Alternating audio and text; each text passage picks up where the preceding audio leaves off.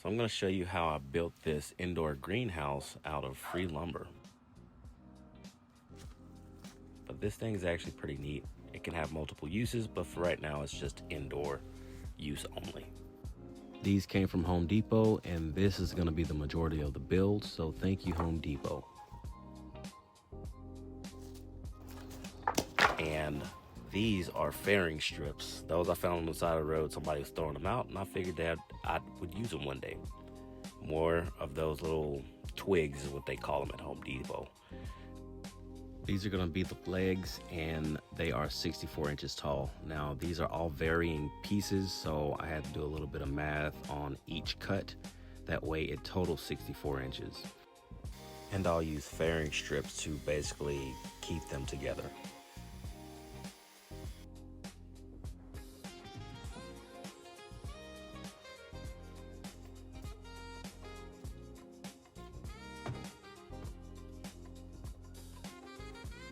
So these are just cut off pieces that were, just junk. So these are great for the size that I was going to use.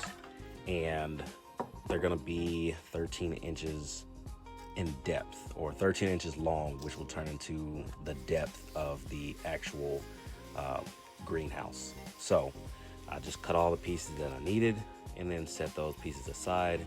And then I will set them just like this. Had to bring out some pallet wood, just from a pallet that I broke down. Those are going to be cut at 40 inches. This will give the greenhouse its overall length. So now that all of this is cut, I'm going to lay everything out. And once I have laid everything out, I realized that I only had a certain amount of small, medium, and large boards, and I could only use as much as I had.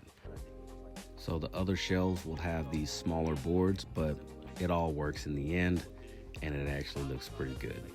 So I'm just gonna set it up. You gotta make sure that the corners are square before you start beating on anything and putting nails in it.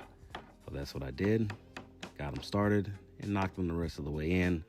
And then I ended up starting on the smaller piece all the way at the end, just to kind of give me a good area where I can make sure that that middle board is going to have a good amount of space in between it, or equal space.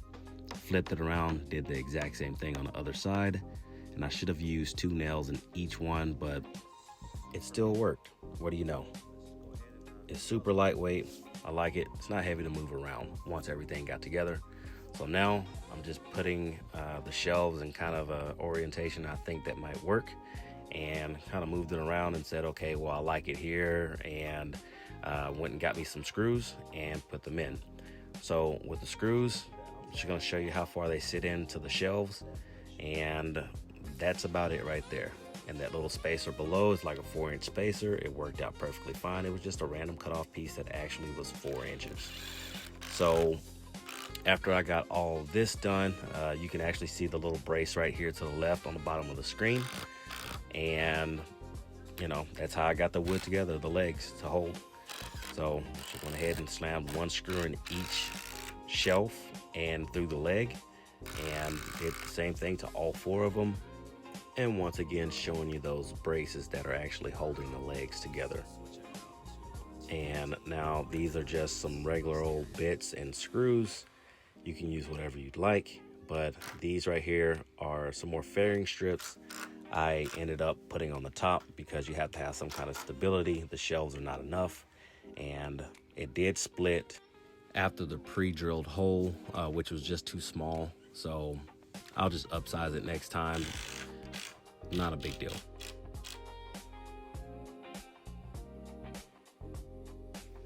Now onto the door. As you can see, I marked these pieces, both 1, so those will go right next to each other. I use a little oscillating tool to basically cut out pieces where the door will sit flush, or the pieces that come together will sit flush, using some glue, some wood glue, a speed square, and then the smallest screws I can find that won't break through the other side. Of course, you have to pre-drill the hole so you don't get any splitting, supposedly. We already know how that goes. Now all I'm doing is trying to get a good 90-degree on a pretty bad cut. And hey, it's gonna work. So went ahead and pre-drilled, got some glue in there and everything, and then basically repeat every side the same. 2 and 2, 3 and 3, 4 and 4. Just do the same thing over and over, and you'll have your door made in no time. The only thing that took the longest with the door is to cut these little slots in, or grooves. That was a pain. Then I set the door on top, and I'm gonna use the little saw blade as a spacer so I can have the correct amount of space so the door doesn't, hit up against the frame of the greenhouse. And these are just perfect. So that's all I did.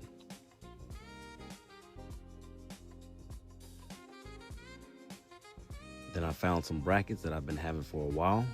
I just basically am going to put them where I want them. I'm gonna mark the holes, and once I mark these holes, I'm gonna go ahead and pre-drill so I can put some more screws in those holes, and that way it doesn't walk around, or it's not gonna split any wood that's that thick. But as you can see here, I need to bend that little hinge so it'll wrap around the bottom side or the back side of the leg. You'll see that here in just a second.